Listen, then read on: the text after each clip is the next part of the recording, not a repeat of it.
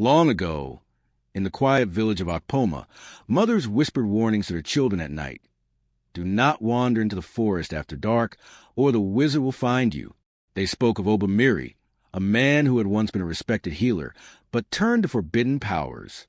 When the elders denied him more recognition, he sought darker forces that craved not goats or fowls, but the flesh of children. It began on a moonless night. A boy named Ekin chased fireflies near the forest's edge. He never returned. The villagers searched, but all they found were small footprints that ended in the dirt, swallowed as if the earth itself had eaten him. That night, mothers heard a chilling laugh drifting with the wind, and some swore they saw glowing red eyes peering from Treeline. Soon, more children vanished. Always the youngest, always when the moon was dark. Parents would hear faint cries outside their huts, voices that sounded exactly like their missing children. But when they opened the door, the cries would stop and Claw March would be left in the dust. The elders declared the forest cursed.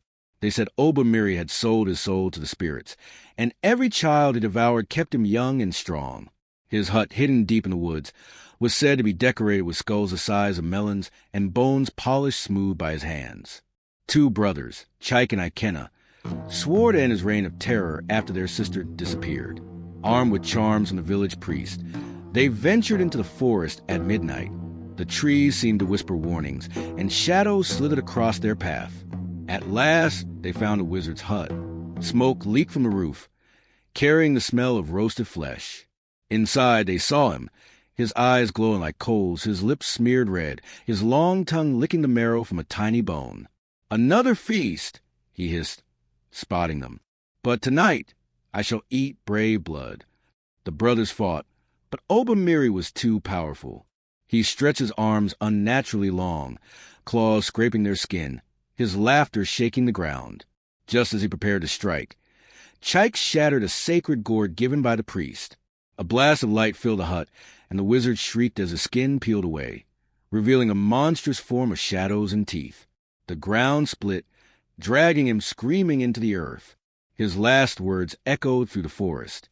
"I will return when the children forget my name." To this day, no child in Akpoma dares to walk alone at night. On moonless evenings, villagers still hear faint cries at their doors. Sometimes a child's voice, sometimes laughter that chills the heart. And they say, if you go deep enough into the forest, you can still find tiny bones buried in the roots of the trees. Because the wizard who ate children may have been swallowed by the earth. But the earth has a way of spitting monsters back out.